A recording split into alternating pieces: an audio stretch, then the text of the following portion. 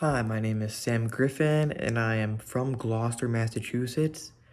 And in this TED Talk, I'm going to inform you on why the fishing industry is very important and is very profitable and just overall a way of life for the people in Gloucester.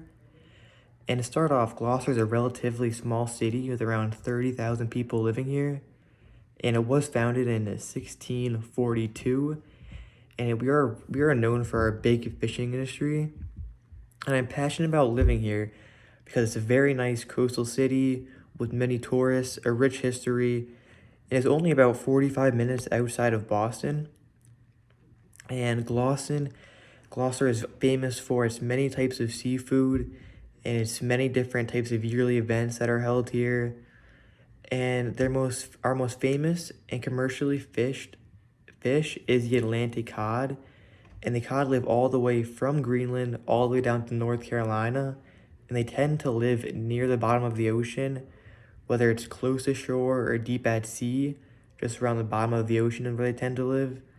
And the commercial fishermen catch cod with many different tactics, such as rod and reel, or with a line off the back of the boat, or with trawls and a big net off the back of the boat.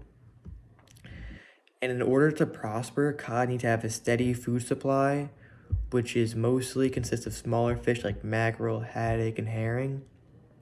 They also eat many shellfish, such as lobsters and crabs. And since they aren't really predatory fish, they need to reproduce pretty fast, which takes them an average of 2 to 3 years. And on average, they lay around 3 to 6 million eggs. The surface winds in Gloucester travel from south to north, and these winds affect the weather by bringing things such as rain and cold fronts with them. And these surface winds typically tend to make Gloucester colder, however, and they don't really affect the cod population that much because they are typically cold water fish and they are caught during the more cold months. So it does actually help them out more. So the faster the cold comes, the faster people start to catch the cod. And the rainy and stormy seasons of Gloucester are from around July to November. And the biggest current in Gloucester is the Gulf Stream. The Gulf Stream brings water from Florida all the way up the East Coast. And when doing so, it heats up the ocean. And the Gulf Stream is very nutrient rich. The Gulf Stream transports macronutrients, which are important for plankton to grow. And the Gulf Stream has a positive effect on local fisheries by enhancing plankton growth, which attracts smaller fish, which then attracts the bigger fish like the cod.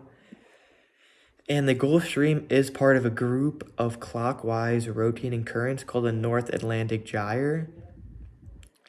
And the geography of Gloucester is that it's very hot and dry with little rain. Even during the rainy and stormy months, there's not much. And typically the average depth around Gloucester is about 35 meters. And cod can be found anywhere from like 1 meter to 35 meters, just living on the bottom of the ocean. And they are typically caught in the deeper waters, but can still be caught anywhere. And when they are commercially fished, it's in the deeper waters, which does have its risks of bigger and more dangerous waves. And since Gloucester is not protected by anything, it is a risk for tsunamis. And the contingency plan for tsunamis is to stay clear of coastal areas and head inland to a safe distance away. Because it's a very coastal city, there are a lot more risks than other places, so they have to keep an eye out more.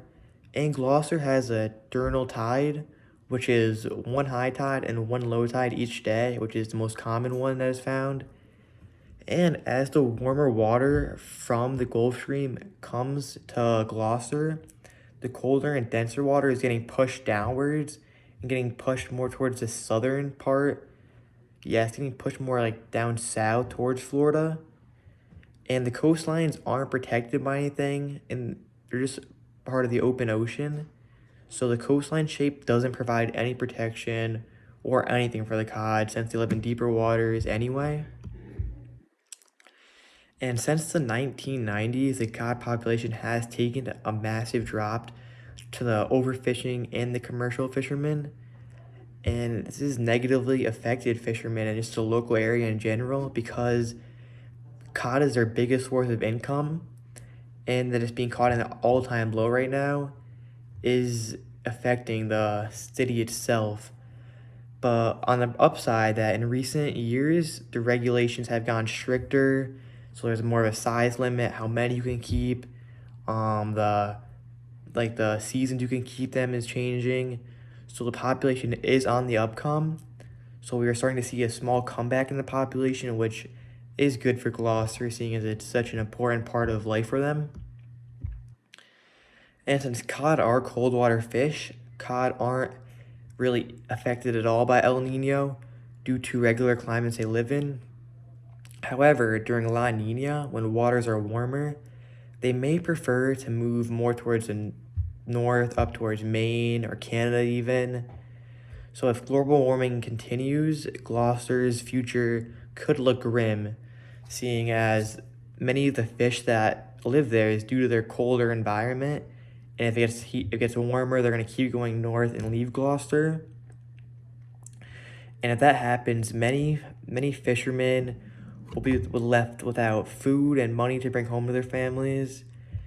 And that'll just be devastating to the whole city, as fishing is its biggest source of income. And in the long term, fishing is sustainable for Gloucester because it's the perfect environment for cod to thrive. Even though their population is down right now, they are starting to make a comeback. And in a few years, they're going to be a lot more abundant than they are now.